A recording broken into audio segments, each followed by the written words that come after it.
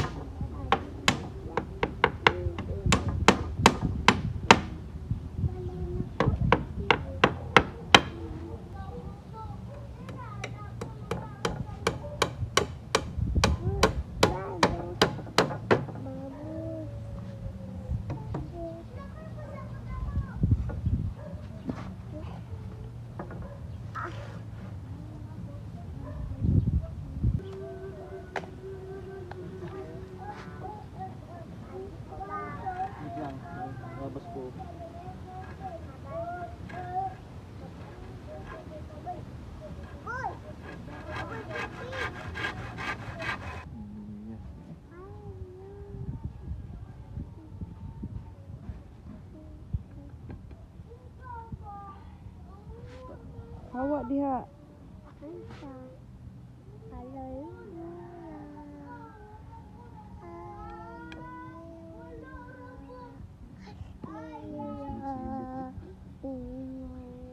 Awa lagi arah kay mabunalan ka kay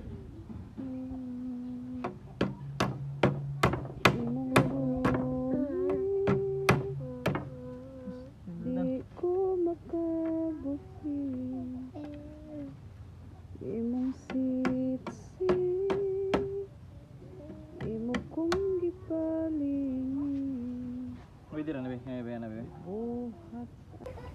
So yan mga workmates, screen na lang ang kulang at saka yung pintuan para dito sa taas.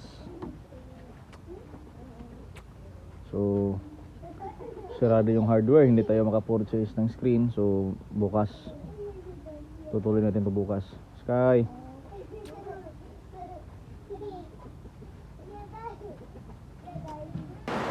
Hello ka-workmates, maulan na hapon sa ating lahat at katatapos lang nating gawin yung ating brooder at the same time grower.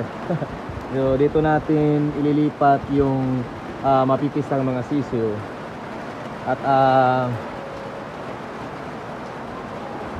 bali after 1 week saka natin sila iwawalay sa kanilang mama at dito natin sila palalakihin hanggang mga 1 to 2 months bago natin sila ilagay sa ibaba sa lupa.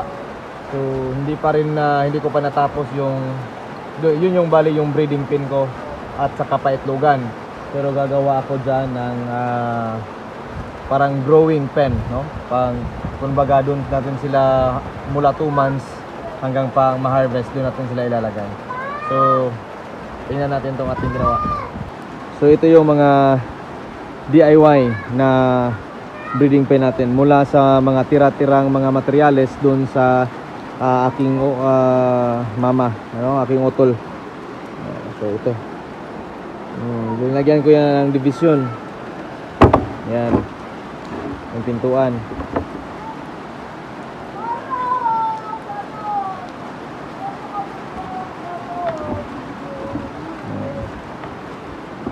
Yan.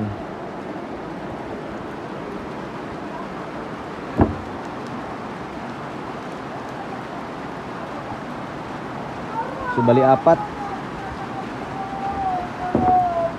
to, no? Ayan, pwede siyang slide.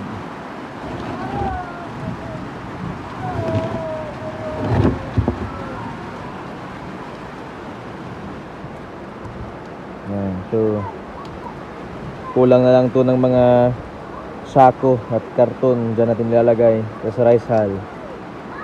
Ayan, tatakpan din natin yan. So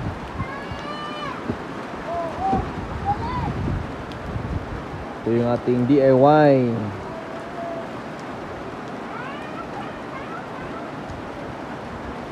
So umuulan, maulan ngayon. Yung aking rooster, naghahanap yan ng mga chicks.